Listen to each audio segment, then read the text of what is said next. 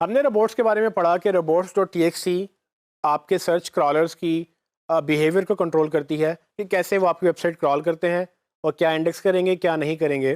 तो आप कंट्रोल कर सकते हैं कि आपने कौन से पेजेस पे किस क्रॉलर को अलाउ करना है और कौन से पेजेस पे किस क्रॉलर को ब्लॉक करना है। आपको याद हो अगर, तो हमने कुछ इस तरह की कमांड्स देखी थी robots.txt फाइल की, जिसमें आप यूज़र एजेंट डिफाइन करते हैं। यूज़र एजेंट का मतलब वो सर्च इंजन जिसको आप रोक रहे हैं या अलाउ कर रहे हैं। अगर आप स्टैटिक लिखा हुआ है तो उसका मतलब आप सबको एक ही कमांड दे रहे हैं। उसके बाद आप अलाउ करते हैं या डिसअलाउ करते हैं। और मैंने ये भी क्लियर किया था कि अलाउ आप ना भी करें तो बाय डिफ़ॉल्ट अलाउड ही होता है, लेकिन डिसअलाउ आपको बाकायदा करना होता है। मतलब ये कि अगर आप कुछ भी ना लिखें तो सारे सर्च इंजन सब चीज़ें क्रॉल कर सकेंगे। अगर आपको कुछ चीज़ ब्लॉक करनी है तो आपको डिसअलाउ बाकायदा जाके करना पड़ेगा। अब पहले वक्तों में ये robots.txt फाइल से भी कंटेंट डुप्लीकेशन हैंडल होती थी, और ये मैंने इसलिए टॉपिक डाला कि आपको कहीं ना कहीं शायद आपको ये रेफरेंस मिले कि आप डुप्लीकेशन robots.txt से कंट्रोल कर सकते हैं। तो आप robots.txt से सर्च इंजन्स का बिहेवियर कंट्रोल करते हैं कि वो क्या क्रॉल करेगा क्या नहीं करेगा। सो अगर मुझे सर्च इंजन में ब्लॉक करना है कि भाई आप मेरी वेबसाइट पूरी अलाउ कर दी मैंने कि आप पूरी वेबसाइट मेरी क्रॉल कर सकते हैं, लेकिन डिसअलाउ कर दिया कि जिस जिस पेज के ऊपर या जिस जिस यूआरएल पे question mark service is equal to COD ये लिखा हुआ आ रहा है तो ये पेजेस आपने क्रॉल नहीं करने हैं।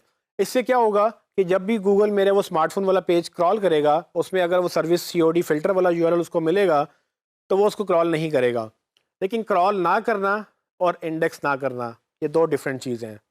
क्रॉल नहीं करेगा, उसको यहाँ से रिपोर्ट से वो क्रॉल छोड़ देगा। लेकिन अगर ये यूआरएल किसी ने फिल्टर वाला यूआरएल किसी ने कहीं किसी और वेबसाइट में कॉपी कर दिया तो गूगल आपकी वेबसाइट से तो क्रॉल नहीं करेगा, लेकिन वो डायरेक्टली उस दूसरी वेबसाइट से उस पेज पे अगर आ गया तो वो इंडेक्स उसको फिर भी कर लेगा। और हमारा मकसद गूगल में वो डुप्लीकेसी ही रोकना है कि हमारे हर पेज की सिर्फ एक ही कॉपी गूगल के अंदर अवेलेबल हो, एक से ज़्यादा अवेलेबल ना हो। सो लिहाजा robots.txt फाइल एक अच्छा मीडियम नहीं है कि आप उससे डुप्लीकेसी रोकें, क्योंकि robots.txt से सिर्फ आप बिहेवियर कंट्रोल करते हैं, इंडेक्सिंग कंट्रोल नहीं कर सकते हैं।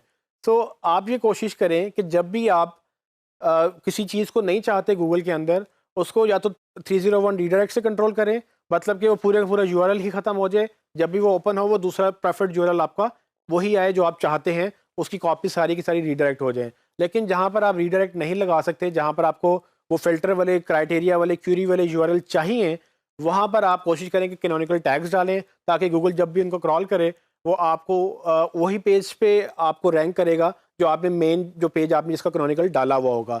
सो इस तरह से आप अपनी डुप्लीकेशन कंट्रोल कर सकते हैं। robots.txt में सिर्फ फ्लो कंट्रोल करेंगे, इससे डुप्लीकेशन पे आप रिलाय मत कीजिएगा।